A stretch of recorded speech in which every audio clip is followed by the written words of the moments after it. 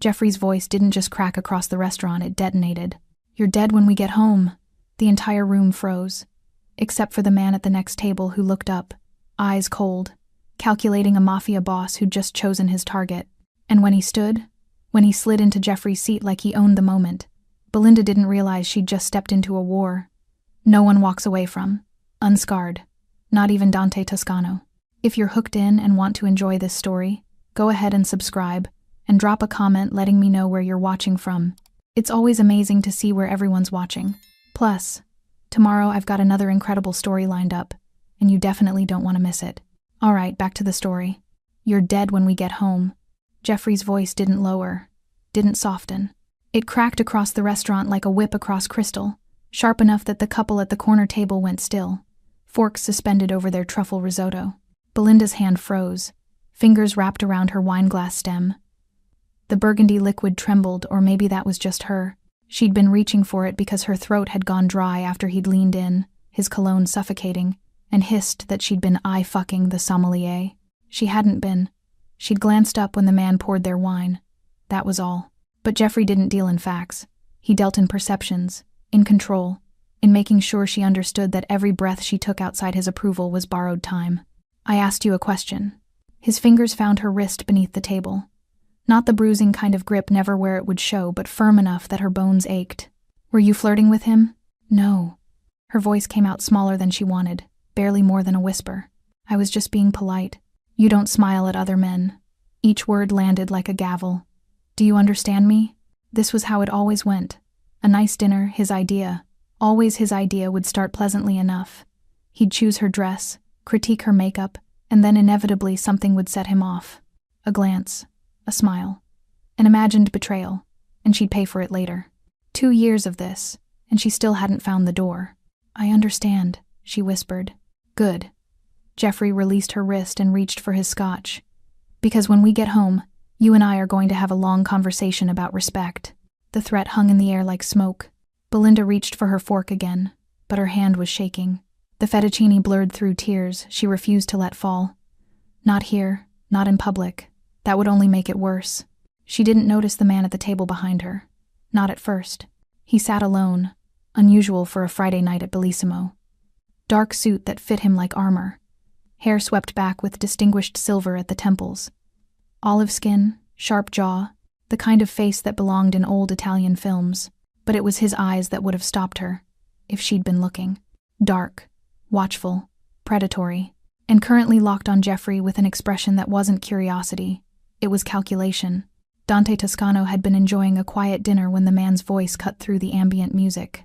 He'd heard threats before, had issued plenty himself, but there was something about the way this one landed, the way the woman's entire body seemed to collapse inward, that made his jaw tighten.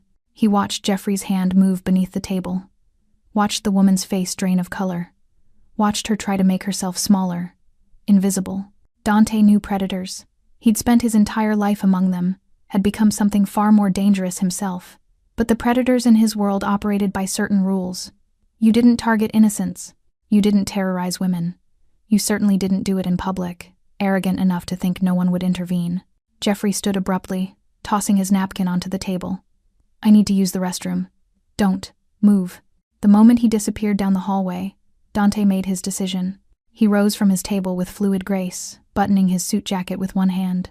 The elderly couple at the corner table watched him with wide eyes as he crossed the space between tables and slid into Jeffrey's still-warm chair.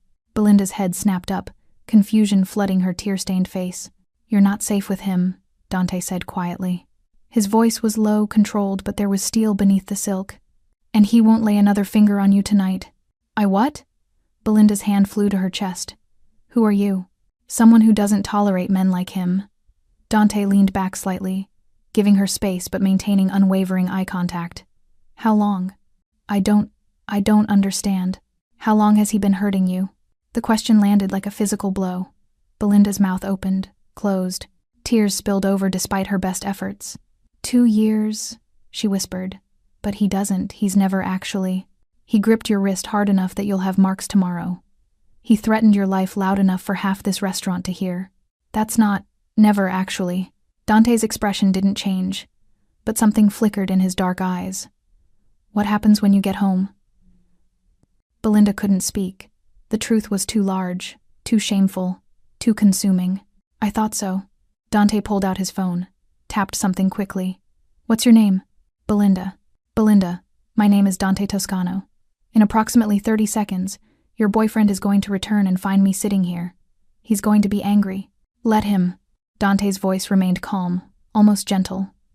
Do not apologize. Do not try to smooth things over. Just sit there and let me handle this. Can you do that? She nodded, too shocked to do anything else. Footsteps approached from behind her. Jeffrey's voice cut through the restaurant again, louder this time. What the fuck do you think you're doing? Dante looked up slowly, and Belinda watched his expression transform into something that made her blood run cold. Sitting, Dante said simply. You have a problem with that? Jeffrey's face flushed red. That's my seat, and that's my... She's not yours. Dante stood now, and Belinda realized he was taller than Jeffrey, broader. She's a person, and you're done frightening her. Do you know who I am? Dante's voice dropped to barely above a whisper, but somehow it filled the entire space. Two men in dark suits appeared from nowhere, flanking Jeffrey, and Jeffrey's face went white. Dante, Toscano, now you understand. Dante's smile didn't reach his eyes. Leave. Don't come back. Don't call her. Don't text her. Disappear from her life completely, and maybe you walk out of here on your own feet. Jeffrey looked at Belinda, at Dante, at the two men blocking any escape route. Then he turned and walked toward the exit on trembling legs. Belinda sat frozen, her entire world tilting sideways. Dante turned back to her, and his expression softened. You're safe now. I promise you that. He placed a card on the table. This is my number. When you're ready to talk about what happens next, call me. I don't understand any of this. You will, Dante signaled to the waiter. Your dinner is paid for. So is a car to take you wherever you need to go. Just tell the hostess when you're ready. Why are you helping me? Dante paused, something ancient and sad crossing his features. Because someone should have helped someone I loved, once, and no one did. Then he walked out, leaving Belinda alone with her cold pasta and a business card that felt like a key to a door she hadn't known existed. Outside, Jeffrey climbed into his car with shaking hands, not noticing the black SUV that pulled out behind him, not noticing that Dante Toscano's reach extended far beyond restaurant interventions, not noticing, until it was far too late, that he'd just made the worst mistake of his life.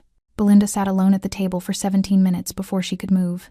The restaurant hummed around her laughter from the bar, the clink of dessert spoons against porcelain, someone ordering champagne 3 tables over. Normal sounds. A normal Friday night for everyone except her.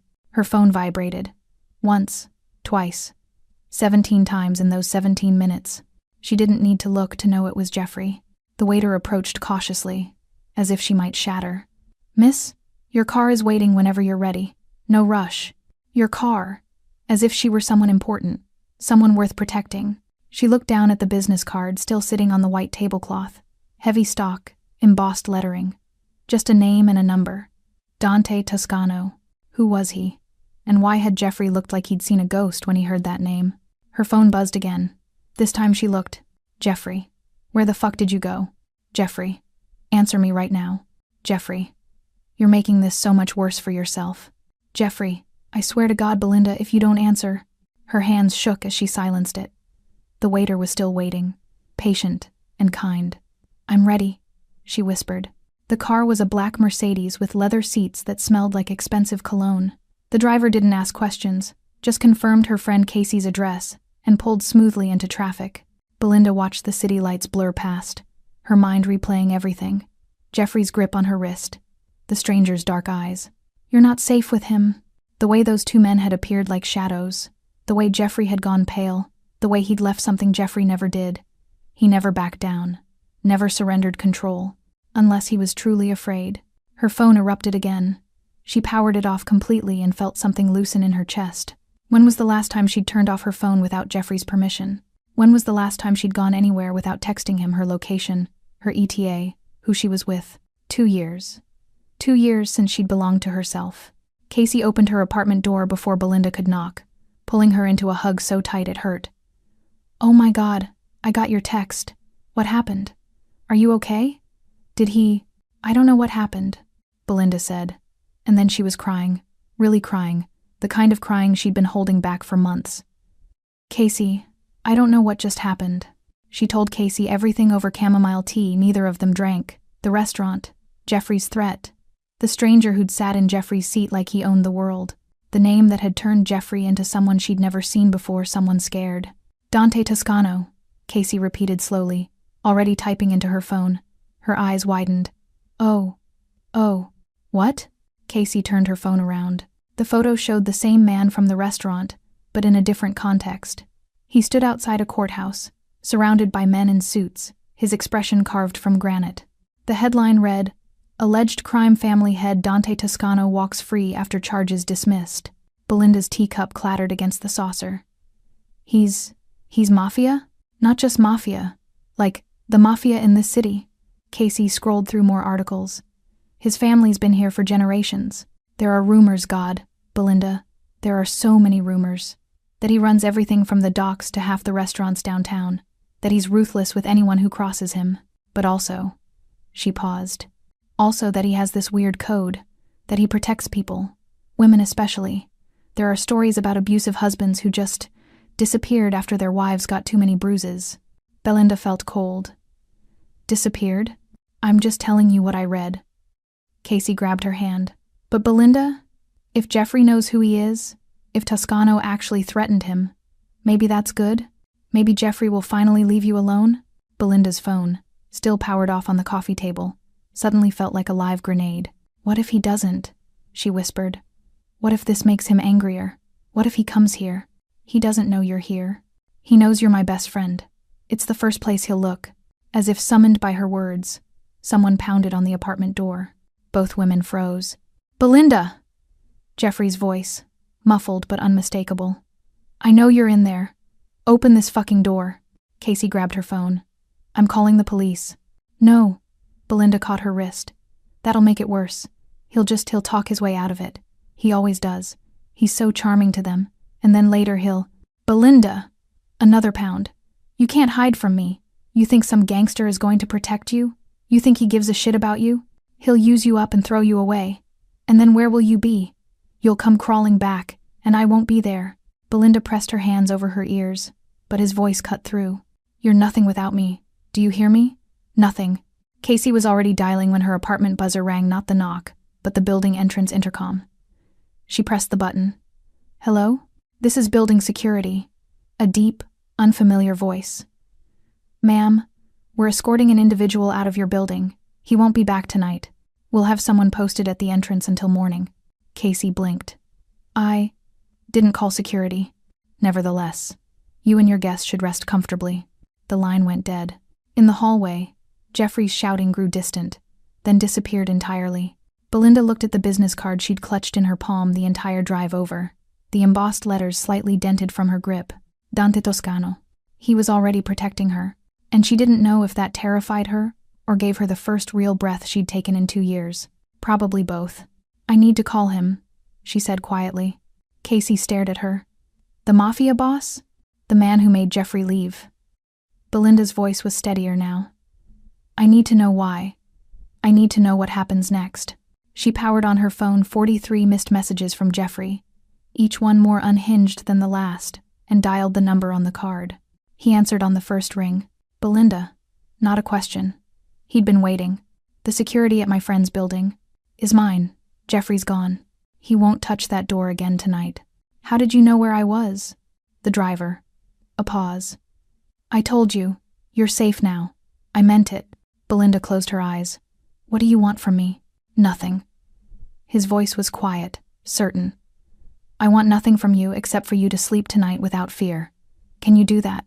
She thought about Jeffrey's messages, his rage, his promises of what would happen when he found her. "I don't know," she admitted. "Then I'll make sure you can." Dante's tone shifted, became something almost gentle. "Rest, Belinda. Tomorrow we talk about getting you free. Really free. For good." He hung up before she could respond. Belinda sat in Casey's living room, her cold tea beside her, the business card in her lap, and for the first time in 2 years, she let herself imagine a life where Jeffrey couldn't reach her, where someone stronger, someone dangerous, stood between her and the man who'd promised she was dead, where she might actually survive. Belinda didn't sleep. She lay on Casey's pull-out couch, staring at the ceiling while her phone buzzed like an angry hornet on the coffee table. Jeffrey's messages had evolved from rage to manipulation to something that almost sounded like love, the cycle she knew by heart. Jeffrey, I'm sorry, baby. I didn't mean it. You know I love you. Jeffrey, please just come home. We can talk about this. Jeffrey, you're overreacting. That guy was just some psycho. Forget him. Jeffrey, answer me or I swear I'll lead. She turned the phone face down and pulled Casey's spare blanket tighter, even though she wasn't cold. At 3 a.m., her phone rang. Not Jeffrey's name on the screen, Dante Toscano. Her finger hovered over the decline button, but something curiosity, desperation, or maybe just exhaustion made her answer. You're awake. His voice was quiet, as if he knew Casey was sleeping in the next room. How did you know? Because women like you don't sleep the first night. You lie there waiting for him to break down the door. A pause. He won't. My men are watching the building. Belinda sat up, pulling her knees to her chest. Why are you doing this? I told you. No, really. Why? Her voice cracked. You don't know me. I'm nobody. Why would someone like you care if some random woman gets hurt by her boyfriend? The silence stretched so long she thought he'd hung up. Because I watched my sister die, Dante finally said, his voice like gravel. Watched her boyfriend put her in the hospital 3 times. Watched her make excuses, cover bruises, promise us she'd leave. And then one night, he went too far. Another pause. I was 17. I couldn't protect her. I've spent 20 years making sure no one else's sister suffers the same way. Belinda's throat tightened. I'm sorry. Don't be sorry. Be ready. His tone shifted, became businesslike. Tomorrow morning, my people will go to Jeffrey's apartment. They'll retrieve your belongings, everything. You'll never have to see him again to get your things. But I need your permission. You need my... You're asking permission? You're not my prisoner, Belinda. You're under my protection. There's a difference. She heard ice clinking in a glass. So I'm asking, do you want your things? Or do you want to leave it all behind and start fresh? She thought about her grandmother's jewelry box. Her laptop with the novel she'd been writing before Jeffrey told her it was garbage. The photo albums from before she'd met him, when she still recognized herself in pictures. I want my things. Then you'll have them by noon. Text me a list of what's most important. He paused. And Belinda? Delete his messages without reading them. All of them. You already know what they say. The line went dead. Morning arrived in shades of gray. Casey made coffee and burned toast, her nervous energy filling the small kitchen. So, you're really doing this? Working with the Mafia to get away from Jeffrey? I'm accepting help from someone who's willing to give it. Belinda wrapped her hands around the coffee mug, letting the heat seep into her palms. What else am I supposed to do? Call the police? And tell them what? That Jeffrey threatened me in a restaurant but never actually hit me? That he grabbed my wrist? Belinda laughed bitterly. He's a financial analyst at Morrison & Hague. He wears suits and coaches Little League on weekends. They'll believe him over me. Casey opened her mouth, closed it. They both knew she was right. At 7:00 a.m., Belinda's phone rang again. Different number. Miss Belinda? This is Marco. I work for Mr. Toscano. We're outside your building with your belongings. All of them. She went downstairs with Casey, half expecting a single suitcase.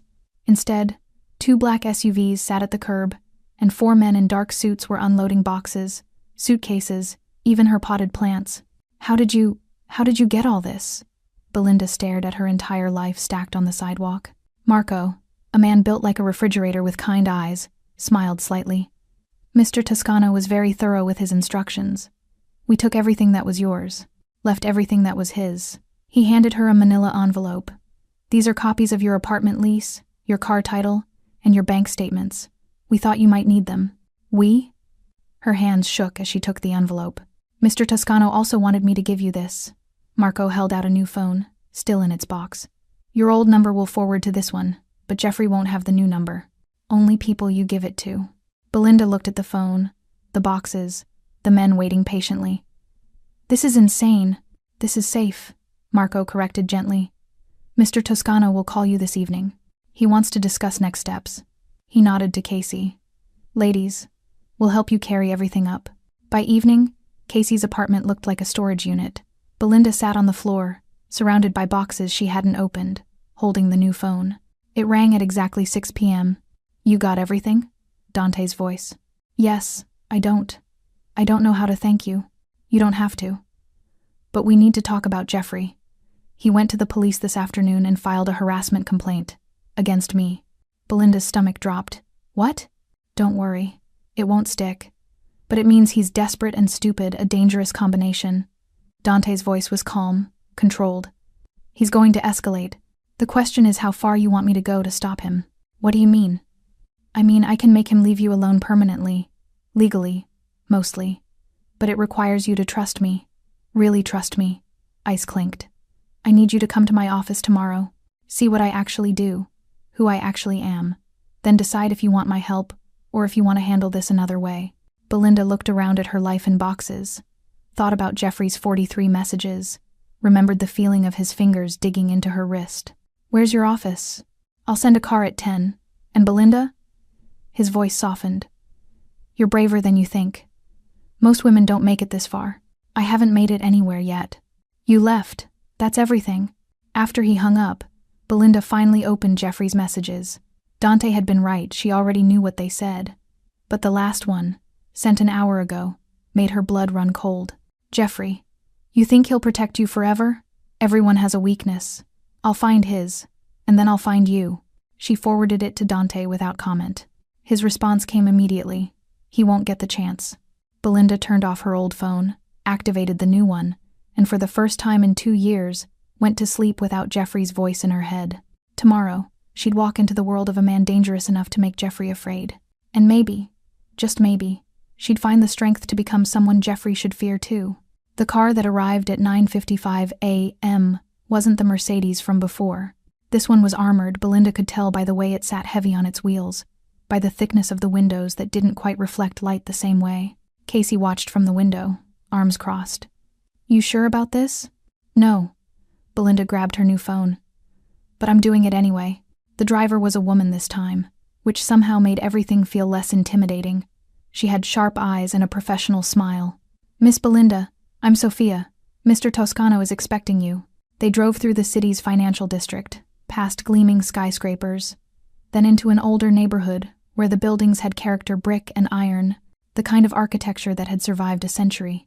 The car pulled up to what looked like a restored warehouse with subtle security cameras at every corner. Sophia opened her door. 3rd floor. Elevators to your right. The interior was nothing like Belinda expected. Exposed brick, polished concrete floors, expensive minimalist furniture. It looked more like a tech startup than a crime family headquarters. A young man at the reception desk looked up and smiled. Miss Belinda? Go right up. He's waiting. The elevator doors opened to a space that took her breath away. Floor-to-ceiling windows overlooked the city. Dark leather furniture, bookshelves lined with everything from Machiavelli to modern philosophy. And behind a massive desk sat Dante Toscano, looking exactly as dangerous as she remembered. He stood when she entered. Thank you for coming. Did I have a choice? Always. He gestured to the leather chair across from his desk. Coffee? Water? Answers. Belinda sat, gripping her phone like a lifeline. You said I needed to see what you actually do, so show me. Dante's mouth curved slightly, not quite a smile.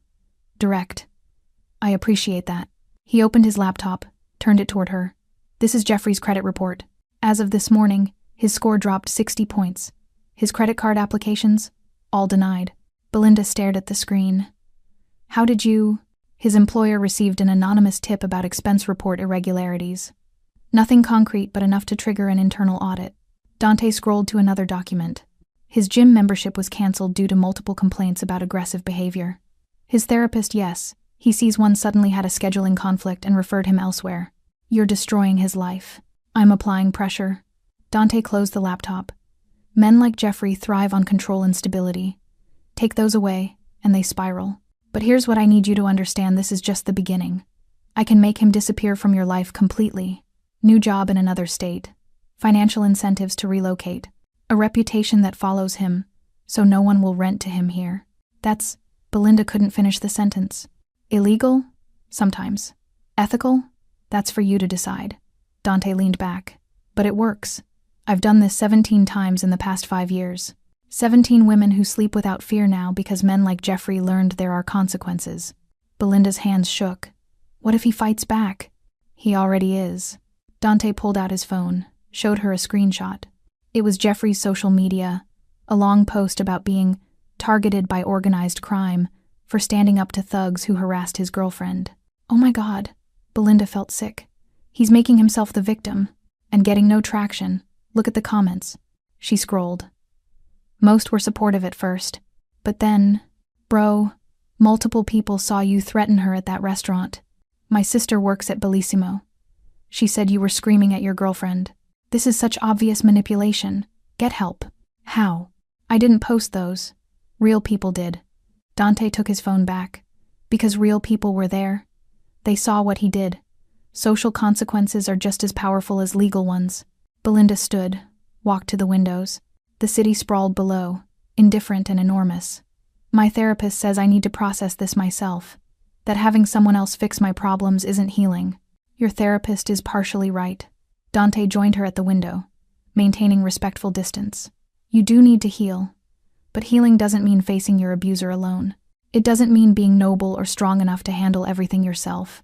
His reflection in the glass was serious. Sometimes healing means accepting that there are people who will stand between you and danger while you recover. And what do you get out of this? Peace. The word was quiet. Knowing I did what I couldn't do for my sister. Belinda turned to face him. Show me the rest. Over the next hour, Dante walked her through everything. His legitimate businesses, restaurants, construction, real estate, the gray areas, political connections, strategic partnerships, and the dark edges he didn't hide from the enforcement, the protection rackets, the violence when necessary. I'm not a good man, Belinda. I want you to understand that clearly. He poured them both coffee from an espresso machine that probably cost more than her car. I've hurt people. I'll hurt more. But I have rules. Children are sacred. Women are protected. Innocents don't get caught in crossfire. And Jeffrey? Jeffrey violated my rules the moment he threatened you in public. Dante's expression hardened. What happens to him now is up to you. I can make him leave the city. I can make him afraid to speak your name. Or I can make him disappear permanently. The weight of that statement settled between them like smoke. I don't want him dead, Belinda whispered. Good. That makes you better than me. Dante's phone buzzed. He glanced at it, and something flickered across his face. Speaking of Jeffrey, he just called out sick from work. 3rd day this week. He never gets sick. He's falling apart. Dante showed her another message. His mother called him this morning. Apparently his father heard about the incident and isn't pleased. Old money family, reputation matters. Belinda watched the information flow across Dante's phone texts, emails, reports from people she'd never know. A network of eyes and ears dismantling Jeffrey's carefully constructed life piece by piece. This is really happening, she said softly. This is you getting free. Dante met her eyes. But I need to know you're in this, all the way. Because once we push him to the breaking point, he'll either run or he'll snap. And if he snaps, you'll be there. I'll be there. Not a question, a promise. Belinda looked out at the city again, at the life she'd been living down there among those streets, small and terrified and controlled. Then she looked at the man beside her, dangerous, yes, but honest about what he was. I'm in, she said. All the way. Dante nodded once. Then let's finish this. That night, Jeffrey sat in his apartment, Belinda's apartment, technically, though he'd always treated it as his, surrounded by empty beer bottles and unanswered calls. His boss wanted to see him Monday morning. His credit cards were maxed.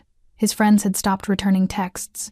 Even his LinkedIn showed fewer connections than yesterday. And somewhere in the back of his mind, past the rage and the alcohol, a cold fear was growing. The fear that he'd made an enemy of someone who didn't lose. 3 days after their meeting, Belinda found herself standing outside Cafe Paradiso at 2 p.m., exactly as Dante had requested. Not demanded, requested. The distinction mattered more than she'd expected. The cafe was tucked into a quiet corner of Little Italy, the kind of place tourists never found. Through the window, she could see him already seated in a private corner booth, reading a newspaper like someone from a different era. Her phone buzzed. Casey, checking in for the 4th time that day. Casey, you okay? Want me to come? Belinda, I'm fine. Just coffee. Casey, with a mafia boss. Belinda, just coffee with a mafia boss. The absurdity of it almost made her laugh. Inside, the cafe smelled like espresso and fresh bread. An older woman behind the counter smiled at her with knowing eyes. You must be Belinda. Go ahead, honey. He's been waiting. Dante stood as she approached, and she noticed details she'd missed before: the slight scar above his left eyebrow, the calluses on his hands when he shook hers, the way his expensive suit couldn't quite hide the shape of something holstered at his side. "Thank you for meeting me," he said, gesturing for her to sit. "You said no pressure." Belinda slid into the booth, grateful for the privacy the high walls provided. "And I meant it." He signaled the server, who brought them both espresso without asking. "How are you sleeping?" The question caught her off guard. Not how are you doing or are you okay, but something specific, something that suggested he understood. "Better," she admitted. "I only woke up twice last night." "Progress." He added sugar to his espresso with precise movements. "And Jeffrey?" "Silent for 36 hours. Belinda wrapped her hands around the tiny cup. "It's almost worse than the messages. Like he's planning something." "He is." Dante's voice remained calm. "His lawyer contacted my lawyer yesterday. Restraining order request. Claims I'm stalking him." Belinda's cup rattled against the saucer. "What?" "It won't go anywhere. Too many witnesses to what actually happened." He met her eyes. "But it confirms what I suspected. He's not running. He's digging in. So what do? We don't do anything. I handle Jeffrey." "You?" He paused, seeming to choose his words carefully. "You focus on building a life he can't touch. That's why I asked you here. Not to talk about him." Belinda blinked. "Then why?" "Because for the past hour I've watched you check over your shoulder 4 times. Because your hands haven't stopped shaking since you sat down. Because you're still living like a woman waiting for the other shoe to drop." Dante leaned back, his dark eyes steady on hers. "I want you to tell me something that has nothing to do with Jeffrey. Something you loved before him. Something you want after him." The request was so unexpected that Belinda's practiced responses, "I'm fine, it's okay, don't worry about me," died on her lips. She looked down at her espresso. "I used to write stories. I had a blog, a small following. Jeffrey said it was a waste of time, that I was embarrassing myself, that no one actually read." She stopped. "Sorry, that's still about him. Keep going." "I loved it." The words came softer now, like something fragile. "Creating worlds where people got happy endings, where women were strong, where—" Her voice cracked. "Where they saved themselves." "Why did you stop?" "Because he was in my head every time I tried. His voice telling me it wasn't good enough, that I wasn't good enough." Tears burned behind her eyes. "I couldn't write myself into freedom when I couldn't even imagine what freedom looked like." Dante was quiet for a long moment. When he spoke, his voice carried something she hadn't heard before, not pity, but understanding. "My sister painted. Watercolors mostly. Landscapes. She was talented. Could have sold them in galleries." He traced the rim of his cup. "Her boyfriend told her they were childish. After she died, we found 70 finished paintings hidden in her closet. She'd kept creating them in secret, too afraid to show anyone." "I'm sorry. Don't be. Just promise me something." He met her eyes. "Start writing again. Even if it's terrible. Even if he's still in your head. Write anyway." "Why does that matter to you?" "Because men like Jeffrey don't just take safety, they take joy, dreams, the small things that make life worth living." His jaw tightened. "Getting you physically away from him is step 1. Helping you reclaim who you were before him, that's the real victory." Belinda felt something shift in her chest, like a locked door finally opening. "You're not what I expected." "What did you expect?" "Someone colder, more transactional." "I can be those things," a slight smile. "But not with you." The statement hung between them, weighted with something neither acknowledged. Their server returned with plates pasta neither had ordered, still steaming. "On the house. Giuseppe says you both look too thin." After she left, Belinda found herself laughing, actually laughing. "Does everyone just do what you say? In this neighborhood?" "Yes." Dante picked up his fork. "Eat. When's the last time you had a real meal?" She couldn't remember. They ate in comfortable silence, and Belinda realized this was the first time in 2 years she'd shared a meal without calculating every bite, every word, every expression, to avoid triggering rage. "This is nice," she said quietly. "It's supposed to be." Dante's phone buzzed. He glanced at it, and his expression darkened almost imperceptibly. "I need to tell you something. Jeffrey was fired this morning." The pasta turned to ash in her mouth. "What?" "The audit found irregularities. Not enough for prosecution, but enough for termination." He set his phone down. "He's going to blame you. And me. And he's going to be desperate. Desperate men are dangerous men." "Yes." Dante's hand moved across the table, stopping just short of touching hers, which is why I'm not letting you out of my sight until this is finished. That's not, you can't just... I can, and I will. His voice left no room for argument. You stay with Casey, but my people watch the building 24/7. You go anywhere, Sophia drives you. You see anything suspicious? You call me first, not the police. Me? This is insane. This is survival. He finally closed the distance, his hand covering hers. His skin was warm, rough with calluses. Belinda, I've seen how this ends when women try to handle it alone. I've buried the evidence. I won't bury you. Her breath caught at the intensity in his eyes, not romance, not possession, but something fiercer. Protection as a promise, as a vow. Okay, she whispered. Okay. His phone buzzed again, then again. He looked at the screen and stood abruptly. I need to make a call. Stay here. Don't leave this booth. What's wrong? Jeffrey just posted your address online. All of them, Casey's apartment, your parents' house, your workplace. Dante's voice was ice. He's weaponizing the internet. Oh God. I'm handling it. He was already dialing. Marco, I need a full digital sweep, now. And get me the IP address. Belinda watched him walk to the cafe's back room, phone pressed to his ear, his entire demeanor shifting into something lethal. She looked down at her half-eaten pasta and realized with startling clarity she wasn't falling for a dangerous man. She was discovering what safety actually felt like, and it was terrifying. 23 days. That's how long Belinda had been living in a world without Jeffrey's physical presence. Though his shadow lingered like smoke she couldn't quite clear from her lungs. She stood in Casey's kitchen on a Wednesday morning, actually making breakfast, scrambled eggs with herbs, toast that wasn't burned, fresh coffee, small victories that felt monumental. You're humming, Casey said, appearing in the doorway with bedhead and surprise written across her face. Belinda froze, spatula midair. I am? First time in. God, I can't even remember. Casey grabbed a mug. It's nice. You should do it more.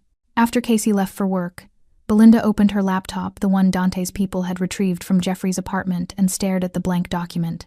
She'd been staring at blank documents for 3 weeks now, Dante's words echoing in her head. Right anyway. Her fingers found the keys. Chapter 1. The Woman Who Learned to Breathe. The words came slowly at first, then faster. A story about a woman who'd forgotten she had lungs until someone reminded her that air was free. It was rough, probably terrible, but it was hers. Her phone rang at 1:01 a.m., Dante's daily check-in, so punctual she could set her watch by it. Good morning. His voice had become familiar, something she looked forward to instead of dreaded.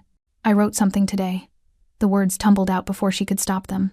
Just a few pages, but that's excellent. She could hear the smile in his voice. See? He's not in your head anymore. He's still there, just quieter. Progress is progress. A pause. I'm sending a car at 2. There's something I want to show you. Dante. Trust me. She'd learned that when Dante Toscano said trust me, he meant it. Sophia picked her up in the armored Mercedes, driving them out of the city into suburbs Belinda didn't recognize. They pulled up to a small but beautiful townhouse with a "For Rent" sign in the yard. Dante was waiting on the porch, holding keys. What is this? Belinda asked, climbing out of the car. Possibility. He unlocked the door, gesturing for her to enter first. 2 bedrooms, updated kitchen, security system already installed. The landlord is amenable to particular tenants. The townhouse was perfect hardwood floors, natural light streaming through large windows, a reading nook that made her heart ache with want. I can't afford this, Belinda said quietly. The rent is reasonable, and you're starting your new job Monday. She turned to face him. What new job? Marketing coordinator at Castellano Publishing. They need someone who understands storytelling, digital presence, creative vision. Dante leaned against the doorframe. I may have mentioned you were available. You got me a job? Her voice rose. Without asking, I arranged an interview. You got yourself the job they called this morning.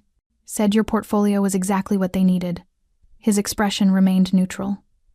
Unless you don't want it. Belinda opened her mouth, closed it. She'd sent that portfolio out weeks ago, before Jeffrey, when she'd still believed in futures. How did you... Your laptop. I had my tech people recover old files Jeffrey had made you delete. Dante pushed off the doorframe. Your writing samples, your design work, it was all still there. Just hidden. Something in her chest cracked open. He made me delete everything. He tried to erase you. He failed. Dante walked to the window overlooking a small backyard. This place is yours if you want it. First month's rent is handled. Security deposit waived. After that, your new salary covers it easily. Why are you doing this? Because Casey's apartment is temporary, and you need space to rebuild. Because every day you stay dependent on others is another day you don't feel fully free. He turned to face her. And because watching you become yourself again is... He stopped, something unreadable crossing his features. It matters to me. The air between them shifted, charged with something neither named. Belinda's phone shattered the moment, not her new phone, but the old one she'd kept powered off in her purse. She'd forgotten it was even there. It was ringing. Jeffrey. She stared at it like a snake that had crawled out of her bag. Don't answer. Dante's voice was sharp, but she was already reaching for it, some old reflex overriding common sense. She answered, putting it on speaker with shaking hands. Belinda. Jeffrey's voice was wrong, slurred, manic, fractured. Finally, I've been trying to reach you for weeks. Jeffrey, do you know what you've done to me? Do you? Something crashed in the background. I lost everything. My job, my apartment, they won't renew my lease. My family won't return my calls. Everyone thinks I'm some kind of monster because of you and your gangster boyfriend. Dante moved closer, his presence solid beside her. I didn't do anything, Belinda said, her voice steadier than she felt. You did this to yourself. I loved you. The words came out as a roar. I gave you everything, and you destroyed me. You threatened to kill me in a restaurant full of people. Her voice was ice now, something new and hard rising in her chest. You grabbed me, controlled me, made me afraid to breathe wrong for 2 years. You destroyed yourself, Jeffrey. Silence. Then a sound that might have been laughing or crying. You think you're safe with him? You think he's your hero? Jeffrey's voice dropped to something venomous. He's a criminal, Belinda. A killer. And when he's done with you, when you're not useful anymore, he'll throw you away like garbage. Just like I should have. Goodbye, Jeffrey. She ended the call, her entire body shaking. Dante took the phone from her hands and removed the battery in one smooth motion. He's unraveling. He sounded insane. He's drunk, fired, and desperate. The most dangerous combination. Dante's jaw was tight. Marco's been watching him. He's barely left his apartment in days. Drinking heavily. Not sleeping. This call means he's escalating. What do we do? You do nothing. You take this townhouse, start your new job, keep writing. Dante's hand found her shoulder, steady and warm. I handle Jeffrey. That's the arrangement. But, Belinda. He turned her to face him, his dark eyes intense. You're finally breathing again. Don't let him take that away, even from a distance. Promise me. She nodded, not trusting her voice. What she didn't say, that breathing felt different when he was around. That safety had started to feel like something else entirely. That she was terrified of trading one kind of dependence for another, even if this one felt nothing like Jeffrey's prison. That night, Sophia drove her back to Casey's apartment. Security was doubled, 2 men in a car across the street, another at the building's entrance. Belinda lay awake, thinking about the townhouse with its reading nook and natural light, about the job that would let her work with words again, about Dante's hand on her shoulder, solid and real, and about Jeffrey's voice, cracking apart on the phone, promising destruction. Somewhere across the city, Jeffrey sat in the dark, surrounded by empty bottles, scrolling through photos of Belinda on his phone. In one, she was smiling, really smiling, something he hadn't seen in months. She was standing next to Dante Toscano outside a cafe, her hand on his arm, looking up at him like he'd hung the moon. Jeffrey's grip tightened on his phone until the screen cracked. He knew where that cafe was. He knew their patterns now he'd been watching. And tomorrow, he'd stop watching and start acting. Jeffrey watched from his car as Belinda stepped out of Cafe Paradiso, laughing at something Dante had said. Laughing.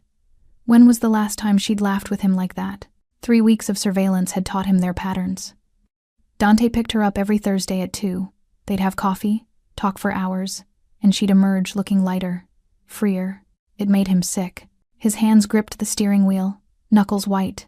The rational part of his brain, the part that had earned him a finance degree in a corner office, whispered that he should walk away, move to another city, start over. But the other part, the part that had been growing louder since the restaurant, demanded retribution. She'd humiliated him, destroyed his career, turned his own family against him with lies and manipulation, and Toscano, that criminal, had enabled all of it. Jeffrey pulled up his phone, scrolling through the contacts until he found Marcus Chen. Marcus, who'd been fired from Dante's organization 5 years ago. Marcus, who had scores to settle and information to sell. They met in a parking garage at midnight. "You're sure about this?" Marcus asked, lighting a cigarette.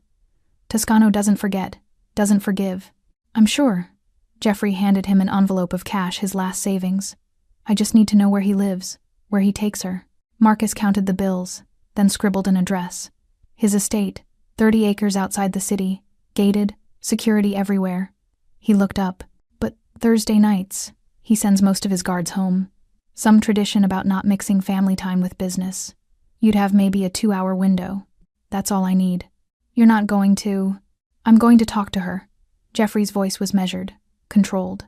"Just talk. Make her see reason. She'll listen once Toscano's not poisoning her against me." Marcus didn't look convinced, but he pocketed the cash anyway. "Your funeral, man." Thursday arrived like Judgment Day. Belinda spent the morning at her new job, organizing a book launch campaign that actually excited her. Her coworkers were kind, treated her like she had valuable ideas. It felt surreal. At lunch, she called Dante. "Thank you. For the job referral. For everything. You earned it." She could hear paperwork shuffling. "Still on for tonight? I want to show you the security features at the townhouse before you move in Saturday. I'll be ready at 7. "Belinda." His voice softened. "You sound happy." "I am. Is that okay?" "It's everything." She hung up, feeling like the sun had come out after years of rain. At 6:55 p.m., Sophia pulled up to Casey's building. But instead of the usual Mercedes, it was a different car, sleeker, more personal. "Mr. Toscano is driving tonight," Sophia explained. "Said something about wanting to show you the property himself." Dante arrived 10 minutes later in a black Audi that probably cost more than most houses. He opened her door himself, something she noticed he always did. "You didn't have to drive personally," Belinda said. "I wanted to." His eyes held hers a moment longer than necessary. "Besides, I'm tired of conducting our conversations through security glass." The estate was 40 minutes outside the city, down a private road that wound through old-growth forest. Gates opened automatically, revealing a property that looked like something from a film, stone and glass architecture, perfectly landscaped grounds, security so subtle you'd miss it if you weren't looking. "This is where you live?" Belinda breathed. "Where I exist. There's a difference." Dante parked in the circular drive. "Come on. I'll show you what real security looks like so you'll feel better about the townhouse system." Inside was elegant minimalism, expensive but not showy. He walked her through camera placements, panic buttons, reinforced entry points. "This is insane," Belinda said. "Do you really need all this?" "In my world? Yes." Dante opened French doors to a terrace overlooking gardens. "But tonight, most of my people are off. Thursday tradition, I give them time with their families." "That's kind. It's human." He poured 2 glasses of wine. "Even dangerous men need to remember that." They talked as the sun set, about everything and nothing. Her writing, his sister, the strange path that had brought them to this moment. "I should probably tell you something," Belinda said, the wine making her brave. "I Googled you. Really Googled you. The articles, the rumors, all of it. And I'm still here." She met his eyes. "That should probably scare me." "Should it?" Dante moved closer, his voice low. "Are you afraid of me, Belinda?" "No." The word came out as a whisper. "That's what scares me." The distance between them evaporated like morning fog. His hand found her face, thumb brushing her cheekbone, and she leaned into the touch like someone starving. "We should," he started. The security alarm shattered the moment. Dante's entire demeanor changed, hand moving to the weapon she knew he carried. "Stay behind me." On the monitor, a car was forcing its way through the estate gates. Jeffrey's car. "He found us." Dante's voice was ice. "Get inside. Lock the bathroom door. Don't come out until I tell you." "Dante." "Now, Belinda." She ran. Outside, Jeffrey stumbled out of his car, something metallic glinting in his hand. A gun. Dante pulled his phone, dialing even as he chambered around in his own weapon. "Marco. Code red at the estate. Subject is armed. I need backup now." Through the window, he watched Jeffrey approach, swaying drunk, weapon raised. "Belinda!" Jeffrey's voice cracked across the grounds. "I know you're in there. Come out and talk to me. That's all I want. Just talk." Dante stepped onto the terrace, weapon raised but pointed down. "Leave. Now. Last warning." Jeffrey's laugh was unhinged. Or what? You'll kill me? Go ahead. I've got nothing left anyway. She took everything. She took nothing. You destroyed yourself. With your help. Jeffrey raised the gun, barrel shaking. You think you saved her? You're just another cage. She'll figure that out eventually. The difference, Dante said quietly, is I'll open the door when she asks. Jeffrey fired. The shot went wide, shattering a window. Dante didn't flinch, calculating distance and angles with practiced precision. That was your one. Dante's voice carried deadly calm. Drop it or the next move is mine. Jeffrey's face crumpled, tears streaming. I loved her. No, you owned her. There's a difference you'll never understand. Behind him, Belinda emerged from the house despite his orders, unable to stay hidden while Dante faced danger. Jeffrey saw her and his face transformed, hope and rage mixing into something desperate. Baby, please, tell him you forgive me. We can start over. I'll be better. I swear I'll... Goodbye, Jeffrey. Her voice was steady, final. Something in him shattered. He raised the gun again, this time pointing it at his own head. Don't, Dante started, but Jeffrey didn't pull the trigger. His hand dropped, weapon falling to the grass as he collapsed, sobbing. Sirens approached in the distance, Dante's people, arriving like shadows. Within minutes, Jeffrey was in custody, incoherent and broken. Dante spoke quietly with his officers. Belinda realized, though no one said it aloud. When they were finally alone, Belinda walked to Dante on shaking legs. You came out, he said. I told you to stay inside. I couldn't let you face him alone. I'm always alone when it matters. Not anymore. She took his hand. Not if you don't want to be. Dante pulled her close, his heart hammering against her ear. He could have killed you, but he didn't. You made sure of that. They stood like that as police lights painted the estate in red and blue, as the last piece of her old life was loaded into a squad car, as everything shifted into what came next.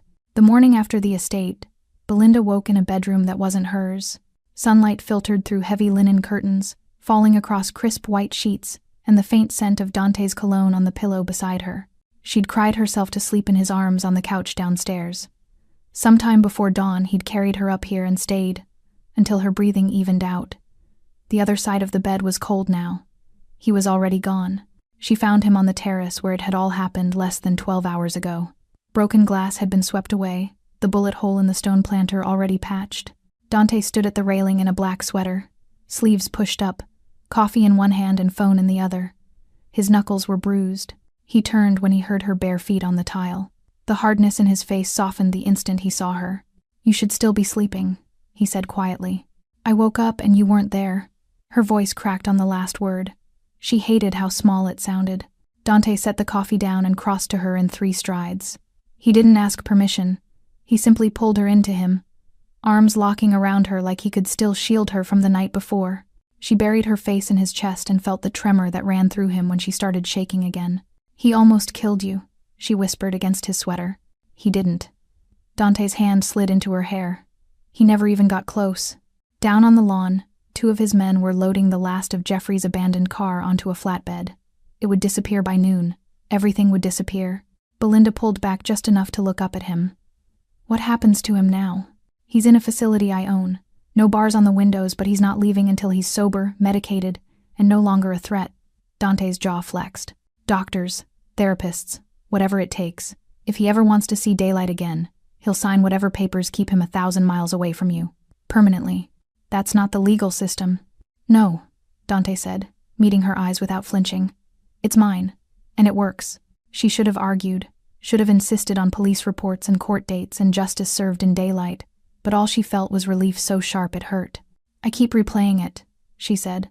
The gun. The way he looked at me like I was the one who broke him. Dante's hands framed her face, thumbs brushing away tears she hadn't realized were falling. Listen to me. You didn't break him. Men like Jeffrey break themselves the moment they decide another person's fear is theirs to own. You just stopped letting him own yours. She closed her eyes, leaning into his touch. I'm tired of being afraid. Then don't be. Simple, certain, terrifying in its promise. His phone vibrated. He glanced at the screen and the air around him shifted like a blade sliding into a sheath. What is it? She asked. Jeffrey tried to hang himself an hour ago. Guards cut him down in time. Dante's voice was flat, but his eyes were stormy. He left a note. Belinda's stomach lurched. What did it say? Dante hesitated the first time she'd ever seen him do that, then handed her the phone. A single photograph. A torn piece of paper in Jeffrey's shaking handwriting. I'm sorry I wasn't enough for you to stay. She stared at the words until they blurred. Guilt and rage and grief collided inside her chest, threatening to split her open. He doesn't get to do this, she said, voice rising. He doesn't get to make me the villain one last time. Dante took the phone, pocketed it, and cupped the back of her neck. Then don't let him. You survived him, Belinda. Now live louder than his ghost. She looked out over the gardens, at the exact spot where Jeffrey had collapsed, sobbing 12 hours earlier. The grass was already perfect again.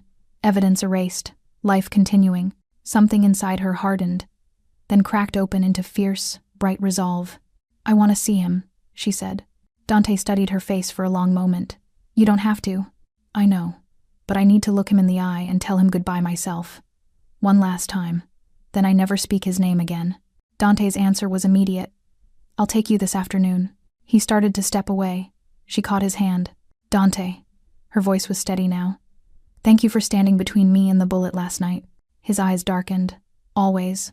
The word settled between them like a vow neither of them was ready to name yet. But both of them felt it. The facility looked more like a private rehabilitation center than a prison. Pale stone walls, manicured gardens, discreet men in quiet corners. Belinda walked the hallway beside Dante, heels clicking on polished tile, heart hammering so hard she felt it in her teeth. She had asked for this. She would not look away. Jeffrey sat on the edge of a narrow bed, wrists bandaged, eyes hollow. When the door opened, he flinched, then stared at her like she was a ghost. Belinda stopped 3 feet away. Dante stayed behind her, silent, immovable. Jeffrey tried to stand. The guards pushed him gently back down.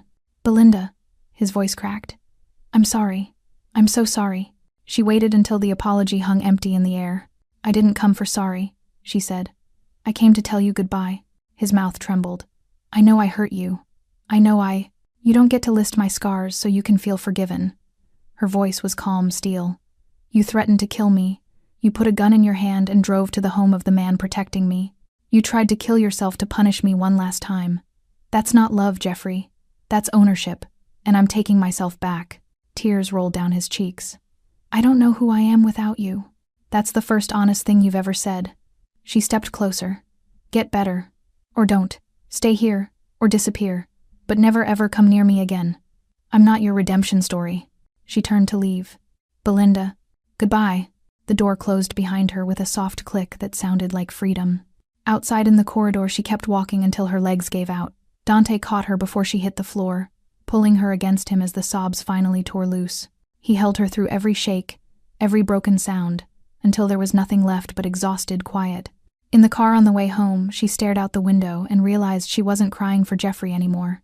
She was crying for the girl who once believed love had to hurt. 3 months later, the restraining order was permanent, signed and sealed. Jeffrey had vanished to some treatment program in Arizona. Dante's quiet arrangement. Belinda never asked for the address. She moved into the townhouse the week the papers were finalized.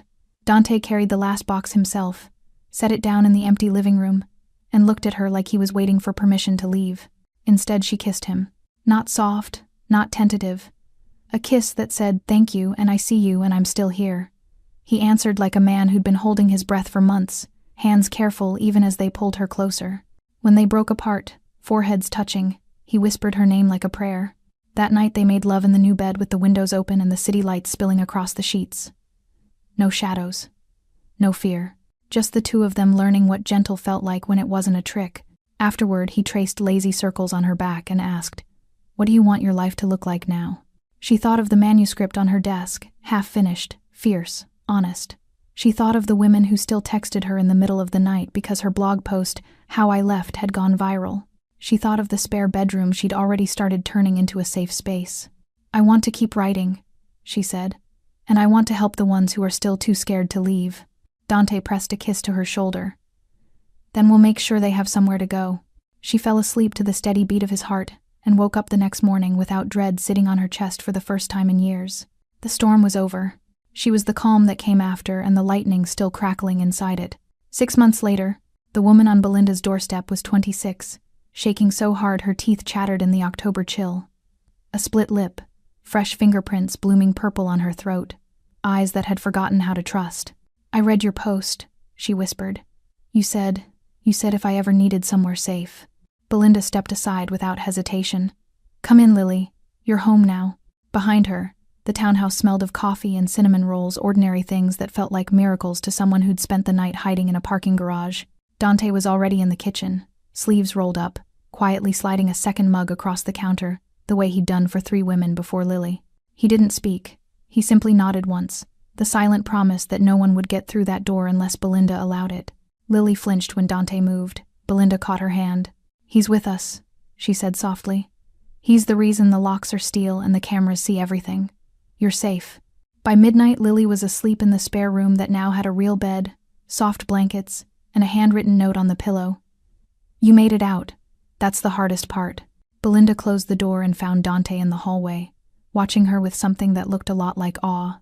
"You built this," he said. "Not me, you." She shook her head. "We built it. You gave me the walls. I just learned how to open the door." He pulled her close, kissed her temple. "You opened it wider than I ever did." The next morning she drove Lily to the women's center downtown, the one that had turned her away 2 years ago for lack of space. Now there was a new wing with Belinda's name on the dedication plaque, funded quietly through Dante's construction company, and every cent of profit from her best-selling memoir, The Night He Said I Was Dead. She stood in the lobby and watched Lily hug the counselor, watched fear start to loosen its grip, and felt the final piece of herself click into place. That night, on the terrace of Dante's estate, their estate, now she set her laptop on the railing and turned it toward him. "Finished," she said. The title page glowed in the moonlight. To the women still waiting for someone to stand between them and the bullet, "This one's for you." Dante read the dedication, closed the lid gently, and took her face in his hands. "I was at the next table," he said, voice rough, waiting for a reason to believe the world still had good left in it. "Then you looked up with those terrified eyes and decided to live anyway." Belinda laughed through sudden tears. "And you decided a stranger was worth burning your whole world down for." "I'd burn it again. Every time." She rose on her toes and kissed him slow, certain, home. Below them, the city sparkled like it had the night everything began. Only now she wasn't shrinking in a restaurant corner. She was standing on a terrace with the man who'd caught her when she fell, building something bigger than either of them. Her phone buzzed. Another message from a woman who'd just left her own restaurant nightmare, asking if the rumors were true, if there really was a safe place now. Belinda typed back without hesitation. "There is. Doors open. You're not alone anymore." She hit send, slipped her hand into Dante's, and looked out over the lights. Once upon a time, a toxic boyfriend yelled, "You're dead when we get home." A mafia boss at the next table heard her heartbeat stutter and decided the story would end differently. And a terrified woman discovered that survival wasn't the end. It was only the moment she became the one who stands in the doorway, arms open, ready to catch the next shaking soul running for her life. Belinda smiled into the night, fierce and unafraid. The protector had arrived, and she was never leaving. Thanks for sticking with this story till the end. If you enjoyed it, you're going to love the next one. It's packed with unexpected turns and heartfelt moments. Click the image on your screen to keep the journey going, and make sure to hit subscribe for more amazing stories. Drop a comment and rate this story from 1 to 10. I can't wait to see what you think.